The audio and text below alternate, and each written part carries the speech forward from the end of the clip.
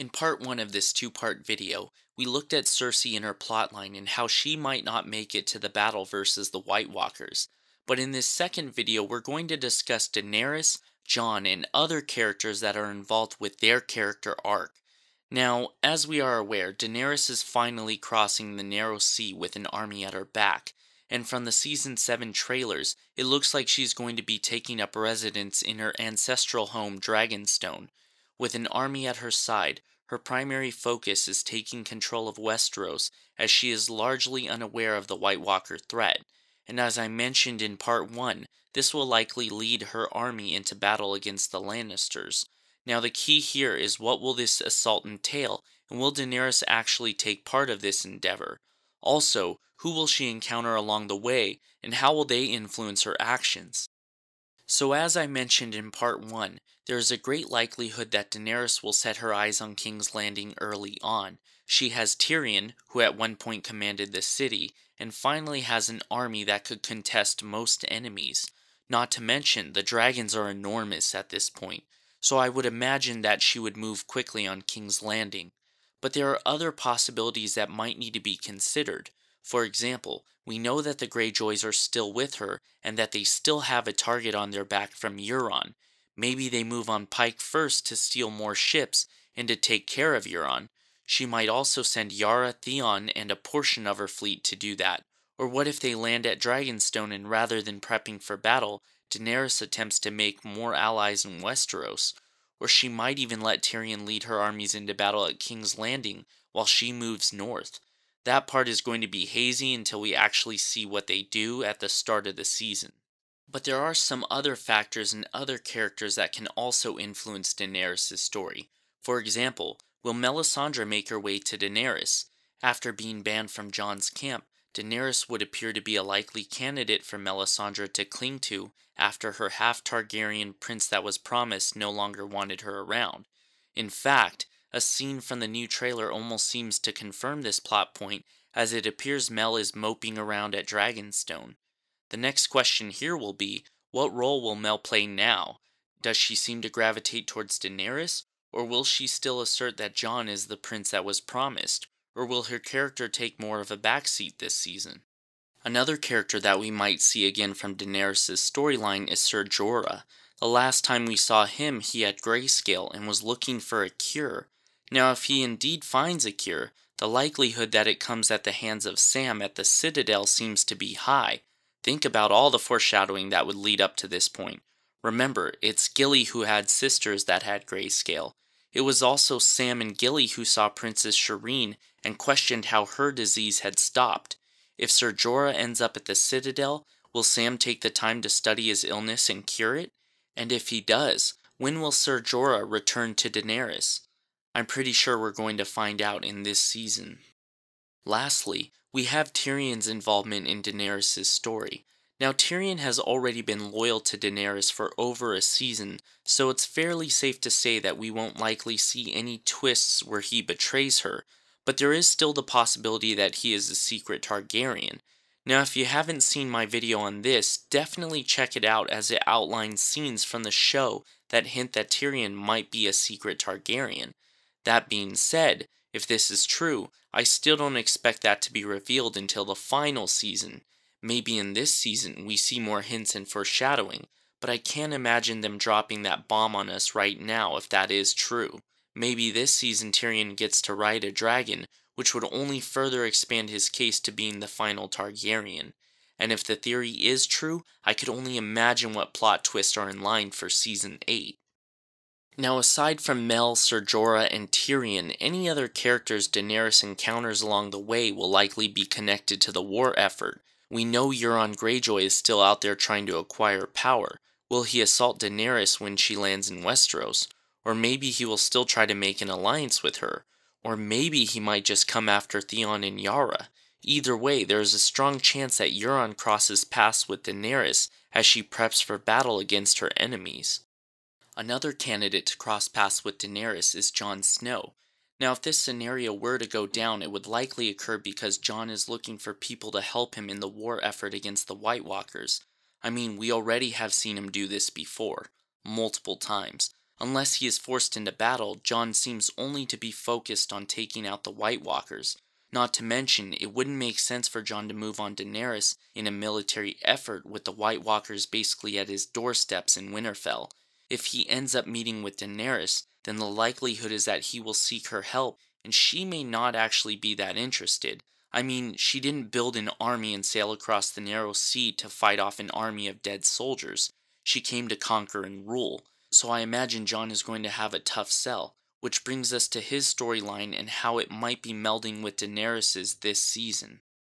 So at the end of Season 6, we discover that Jon is the son of Lyanna Stark and Rhaegar Targaryen during Bran's flashback to Ned at the Tower of Joy. It's important to note that only Bran and the viewer are aware of this detail. This is important because if Jon is to discover that he's a Targaryen, there must be some series of events that leads up to that. I mean, would the characters go off Bran's words that he is some sort of god that can visit the past? Probably not. So he's going to need some stone-cold evidence that Jon is a Targaryen to accompany his story. This might be where Howland Reed comes into play. Bran is still with Meera. After seeing Howland Reed at the Tower of Joy, maybe he decides to ask Meera to take him to her father. Honestly, barring some sort of Targaryen miracle, there are very few ways that they could trace Jon's lineage. It would likely be all hearsay. The only solid verification they could get would be for Howland Reed to tell the story himself, and even then there's no guarantee that Jon's Targaryen lineage would be accepted. However, that would be the best scenario to give Bran some sort of legitimacy to his claims. Now, aside from Jon's Targaryen lineage, his story this season can take a variety of turns, but I imagine he stays committed to his fight against the White Walkers. We already get the sense that Jon sees the bigger picture and knows the White Walkers are a threat to the realm. Him also being noble likely means that he will stand and fight against them instead of squabbling over power. And as I mentioned earlier, we will likely see Jon reach out to find allies to help him fight in this war. I mean, to be honest, he's been doing this for the past few seasons already. If he were to be concerned with the war for the Seven Kingdoms, it would be completely out of character for him. So I can't imagine a season where Jon is worried about control of the kingdom. This, however, leaves his plot somewhat limited. Since we already believe he will seek help, it seems obvious that he will try to recruit the biggest army around.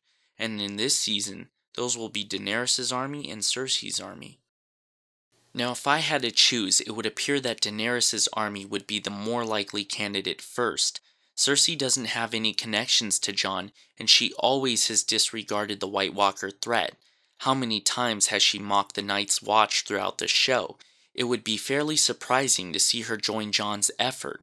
However, Jon approaching Daenerys would seem more plausible. First, Tyrion was fond of Jon in the first season, and it might be safe to say that he would vouch for Jon if Jon sought Daenerys' help. Second, if Melisandre does meet up with Daenerys at Dragonstone, there will be another person that could speak on Jon's behalf. It might be enough to convince Daenerys to join his effort. Further egging this on would be the fact that the two Targaryen relatives would finally be meeting. Clearly, Jon's heritage will have some meaning in the grand scheme of things, and it would only make sense that they could be bringing Daenerys and Jon closer for an explosive Season 8. Not to mention that if Tyrion is in fact the last Targaryen in this trio, that their stories would have all finally intersected as we headed into the final act of the show. So expecting some type of meetup between Jon and Daenerys completely makes sense from a storytelling perspective, especially as the plots get thinner. So if Jon and Daenerys were to team up, there would obviously be some other plot devices that would need to be addressed during their time together. For the sake of this video, I'm going to briefly discuss two and then go into detail on the last issue that would need to be resolved. The first is Sam's plotline. Sam has been there for Jon from the beginning, and he has said himself that he feels that he is supposed to help Jon when the time is right, which really begs the question as to Sam's purpose as a character. Now that he's a maester, Sam might be able to provide Jon with some better knowledge to defeat the White Walkers. Maybe he is going to use his family's sword, Heartsbane, to learn to make Valyrian steel for Jon's army. Or maybe Heartsbane is actually Lightbringer, the legendary sword of the prince that was promised, and it's Sam's job to somehow get the sword to Jon. No matter what it is, it seems that Sam is going to be there at the end of the story, and the foreshadowing indicates that he will be there to help Jon. I'm sure during the scenes of this season, we will find out what skills Sam is honing and how they might help Jon in the final season. The second plot device that is worth discussing is the concept that Jon might die again. I have mentioned it before in other videos, but the foreshadowing that Jon dies again was heavy in the 6th season. There were a couple different clips where a future death was alluded to. Now this could be related to an idea that I proposed in one of my first videos, discussing Jon being resurrected in fire. If Jon were to die again, it would likely be tied into a revelation of his Targaryen lineage. However, it might not be something that we see in this season. If Jon were to die again, it would likely follow some sort of immediate resurrection, which leads me to my third and final topic of the video. So the final topic I want to discuss in Jon's storyline is Bran. Now Bran's character is going to be unique to Jon's storyline for a variety of reasons. First, he is the only one that currently knows that Jon is a Targaryen. This likely means that he will want to convey this to Jon the next time they meet up. Second, since Bran is likely going to find Jon, he will have to cross the wall to get back to him. So why is that important? Well, remember when the Night's King marked Bran and was able to hunt him down? Well, the same concept applies here. If Bran crosses the wall, there is a chance that he negates the wall's magic that keeps the White Walkers out of the north. When that happens, there will be an influx of White Walkers into the north, and the battle against the dead will begin. And lastly, we will have the revelation of Bran's powers to affect past events. This alone might be the single most important detail revealed to us in the show, and it deserves its own segment altogether.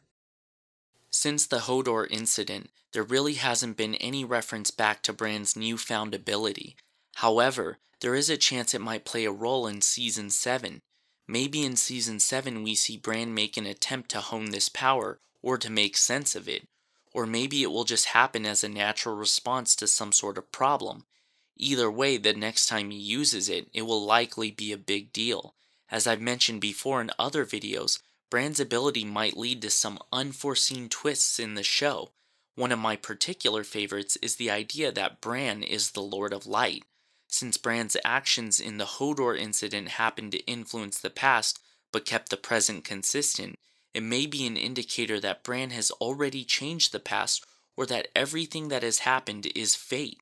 If Bran can hone this power, he would effectively be able to write history, and this will have a major implication for the show. Imagine a situation where Bran is actually the one who resurrects Jon when Mel calls upon the Lord of Light.